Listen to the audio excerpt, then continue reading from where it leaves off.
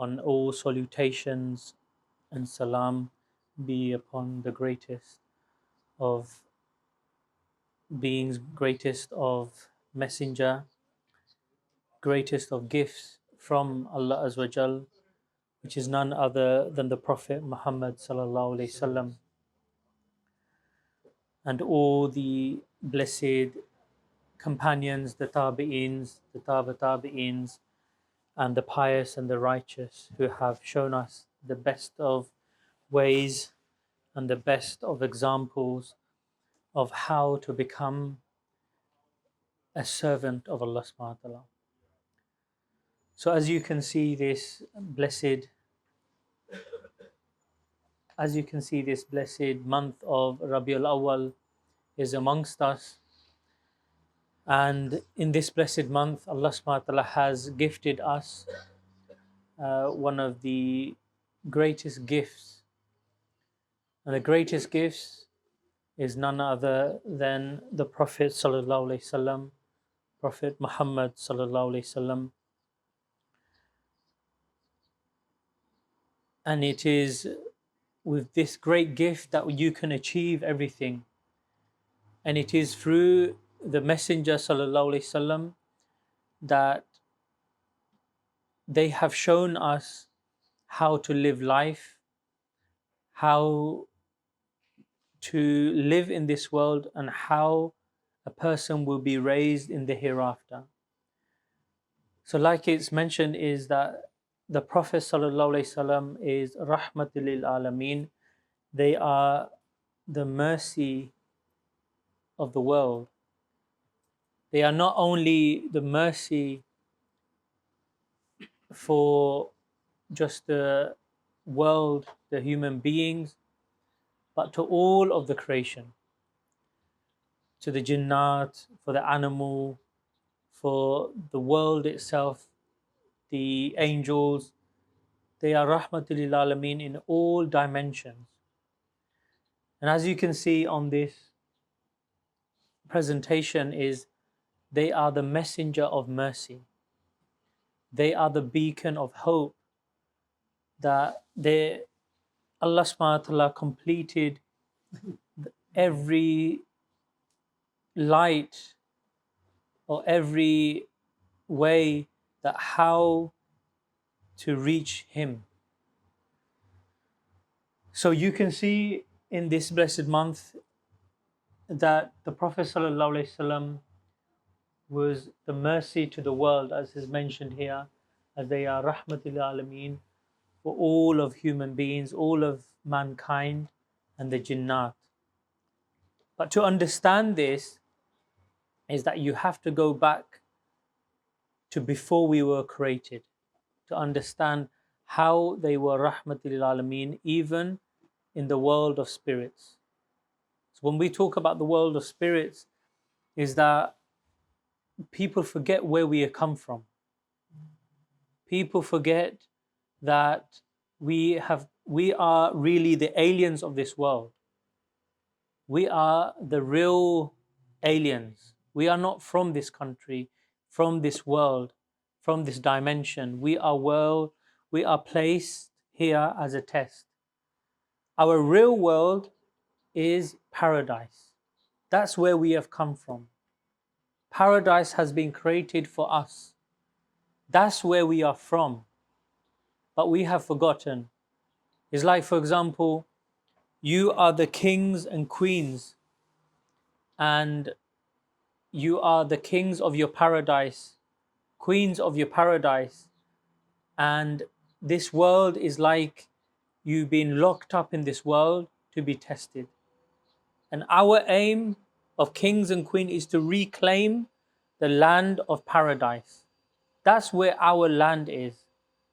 We have forgotten to return. It's like someone is on the motorway and they are going from Luton to Manchester. Destination is Manchester. But instead you're driving and then you forget, and you go into Birmingham. And you enjoy Birmingham, the food is nice. The food is nice, the place is nice, the people are nice. Or, you get distracted because of the people, because of what's happening, and then you forget. Then you forgot that your destination was Manchester, not Birmingham. It's only the next few towns, but it's the next, and that's where you are meant to be. So in this life, we are being sent in this world, and we forget that our life is actually akhirah. You are not going to get all the comfort in this life. You are not going to get the enjoyments that you want. The real enjoyment is akhirah, is what's waiting. It's like they say, this world, when we were created, like you will see here, the first, this is the creation of the world. Have you got the stick, the pen? I'll see if that works. So like you see here, this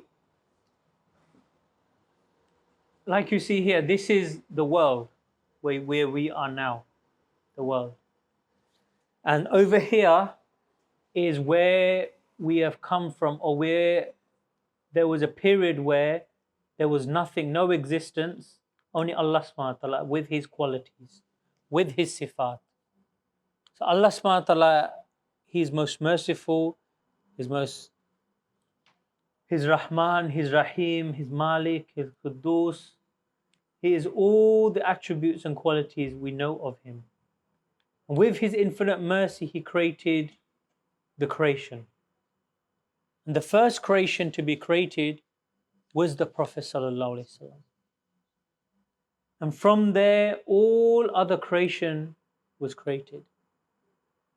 And you could say that when this happened, is that the creation was created and He did not need to create anything else. He had the perfect servant, being the Prophet sallallahu alaihi wasallam.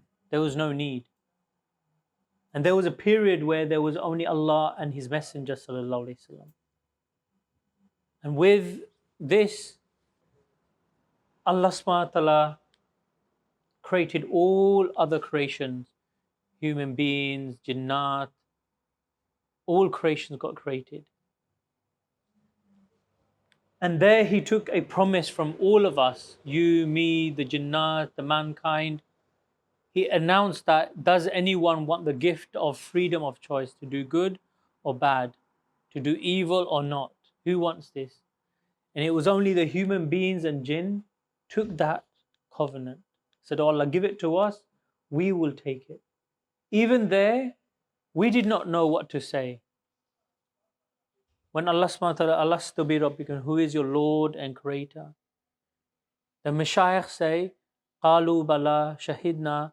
It was the Prophet sallallahu alaihi wasallam who announced first. And all of the prophets and messengers re-announced. And all of human beings, mankind and the jinn then announced afterwards. So we would not know what to repeat and say as such. There afterwards we were tested in this world, which is now 50, 60, 70, depending on our age. Some die, some leave early. We're only here for a short time until death. And the journey then begins in the next world, the world of grave. The world of barzakh then begins. And then from world of barzakh, a person lives temporarily.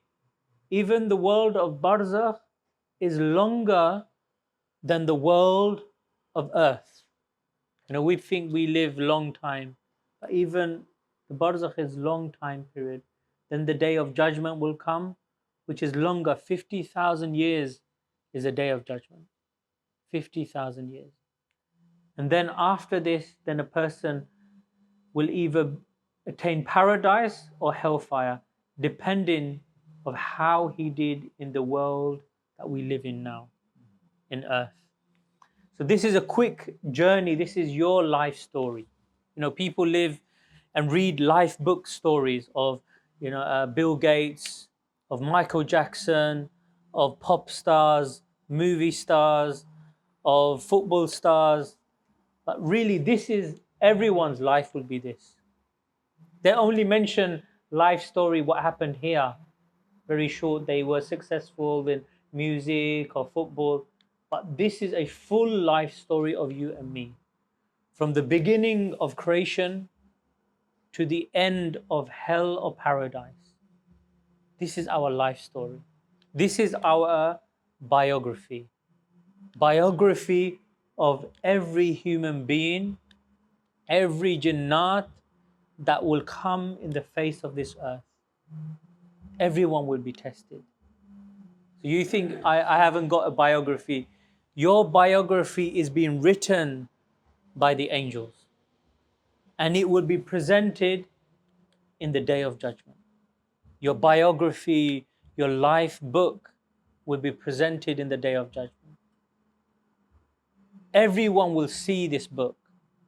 People, go in during the summer, they have the Glastonbury, they have pop music and big screens, the FA Cup, the World Cup, they see in, big screens, that full stadiums.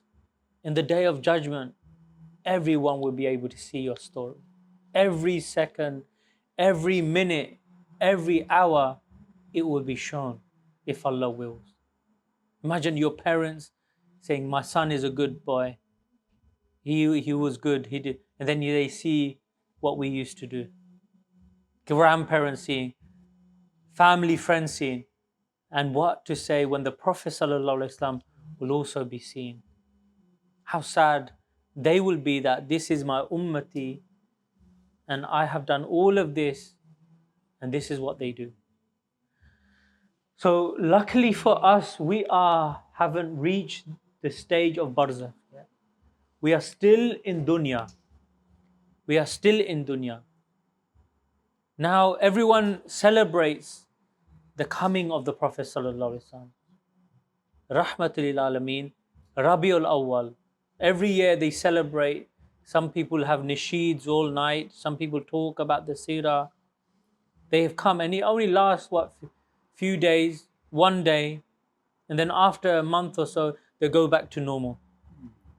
But the question I want to ask is that yes, the Prophet ﷺ has come into this world, but has the Prophet ﷺ and his message come inside you, into your world? You have this world called earth.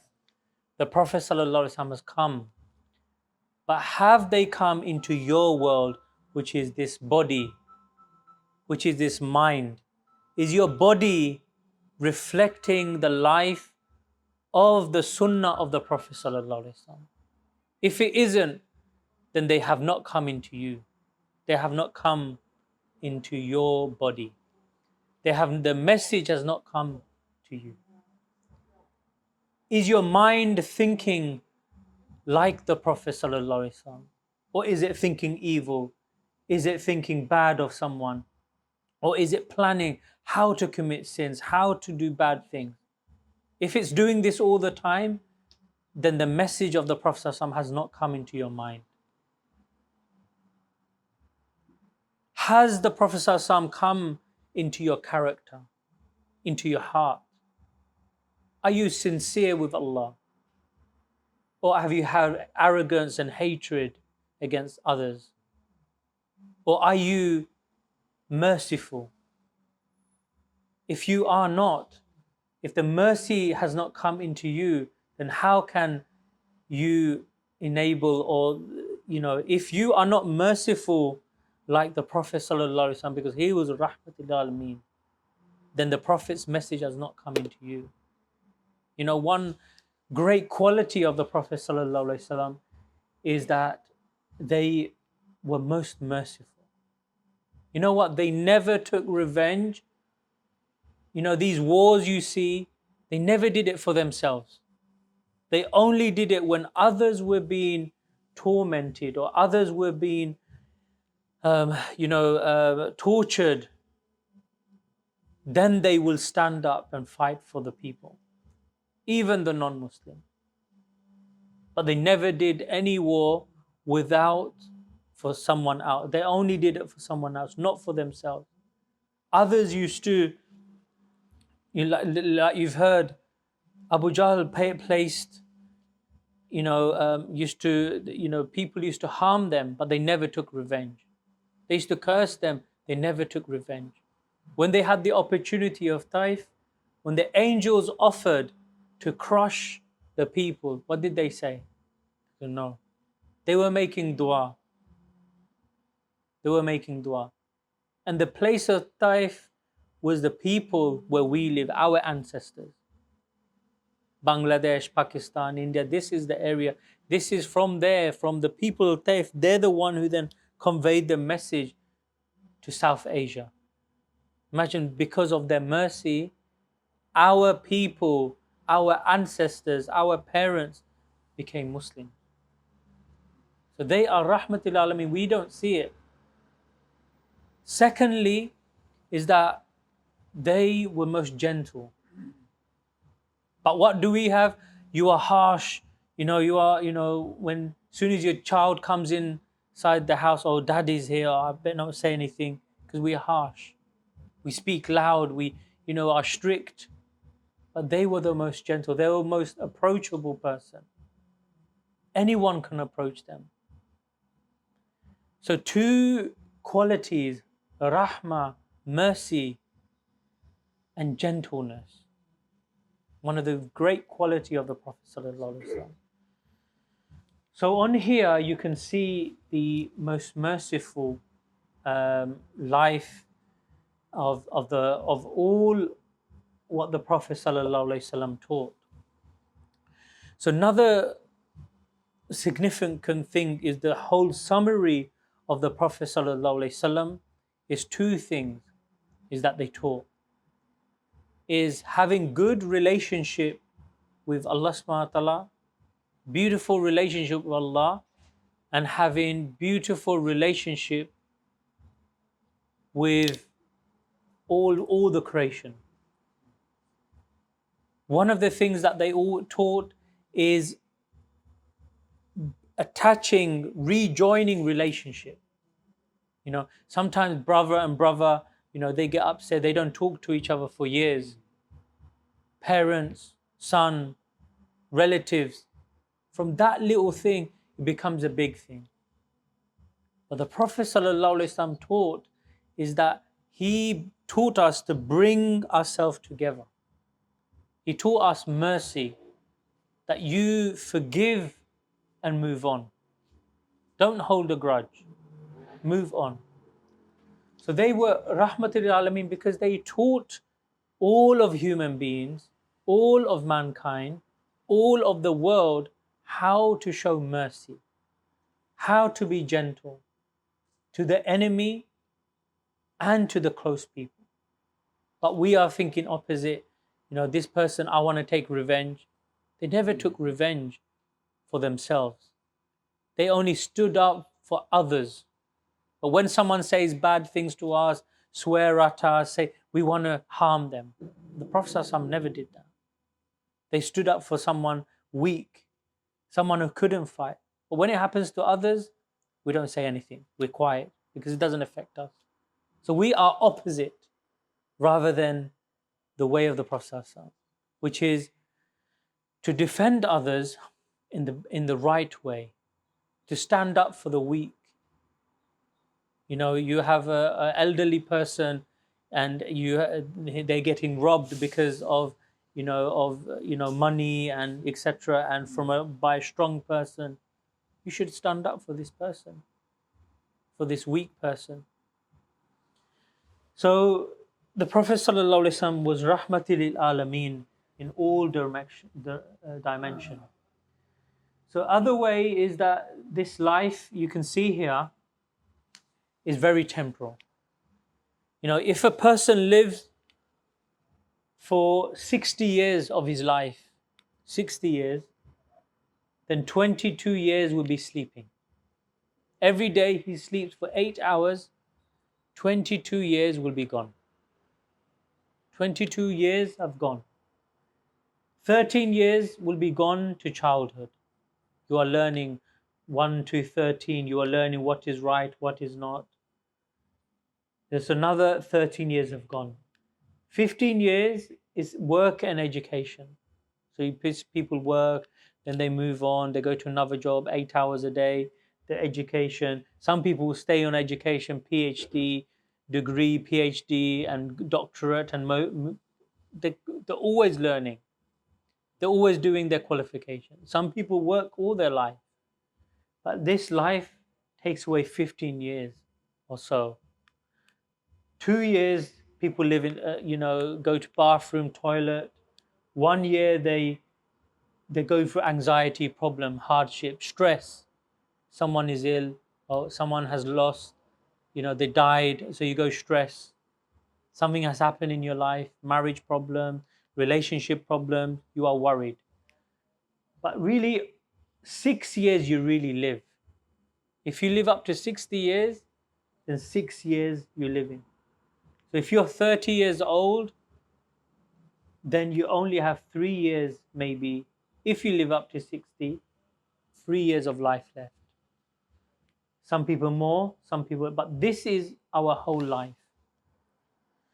So what I want to explain is the Prophet ﷺ has come to this world as a mercy. He's shown us how to live life, how to eat, drink, how to sleep, how to converse with people. They taught us how to be gentle. But knowledge, you shouldn't just keep this in knowledge. Now, some people, I know this, I know, but they never do it. They never practiced it. So one is that you are born, like everyone born in this life, they are born. One birth is they're born in this life, in this dunya. One is they're really born when their intelligence grasp why they have been born, what their purpose of life is. That is called intellect birth. Then the third is when their spiritual birth is when you realize exactly what to do and you're doing it. You know what? I know I'm in this life. I'm on a mission. The mission is to return to Allah. You've been sent here. This is not your world. This is not your purpose. This is an examining hall. That people are going to be taking exam. You have all taken exam when you were school. Imagine this school is carrying on. The difference is that we know the exam paper. We know and we've been given exactly what the answer is. So our aim is to copy the life of the Prophet. That's it. Copy the life. Copy the answers which Allah is pleased with. Copy the way that the Prophet ﷺ lived his life. Copy their footsteps, because their footsteps lead towards Allah subhanahu wa ta'ala. They lead to the pleasure of Allah. They lead to Jannah. But there is also other footsteps. And these footsteps are the footsteps of shaitan. This will go against the footstep of the Prophet ﷺ. He will tell you to do bad things. He'll tell you to live a different life. So we always have a choice. And the choice has been given to you and me. So this dunya is a test. The Prophet ﷺ has come. But the question is, have they come into your life? You should ask us, have the Prophet ﷺ message come into my body? Yes, they come into this dunya, but has the message reached my body? I am now following. Has it reached my mind? Has it reached my heart? Has it reached my spirit? So this is really, we have a full presentation which I have not gone through, but it tells you that how the Prophet ﷺ is rahmatil lil alameen in every stage of this life. So inshallah, maybe next 2 weeks' time we'll explore this other element. But just to give you that this life and the Rabiul Awwal has come into this life. Every year is a reminder. The message of the Prophet ﷺ has come to this world. Has the message come into me? Has it come into my body? Am I following? Is my tongue becoming like the tongue of the Prophet ﷺ? or is it becoming like the tongue of shaitan? Has the message come into my eyes of the Prophet ﷺ? If it's still looking at non-mahram and bad stuff, then it hasn't come. The message has not come to you. When it comes to you is when you will act upon the message of lowering the gaze of your eyes. Likewise, the hands. Has the message of the Prophet ﷺ come into my hands? That these hands that the Prophet ﷺ used were the most sacred hands of helping. It was the most giving. Whoever came to him, he used to give, he used to help them with their hands. He never stole, he never harmed, he never took advantage of people's rights with these hands. Likewise, the ears, the hands, the feet, the stomach, the private, all of these bodily parts, has the message come of the Prophet? So inshallah, may Allah subhanahu wa ta'ala enable this message to come in our bodies, our minds, to think like the Prophet, to be in the remembrance like the Prophet, the heart, the spirit, and the soul. So inshallah, we'll end now, only a few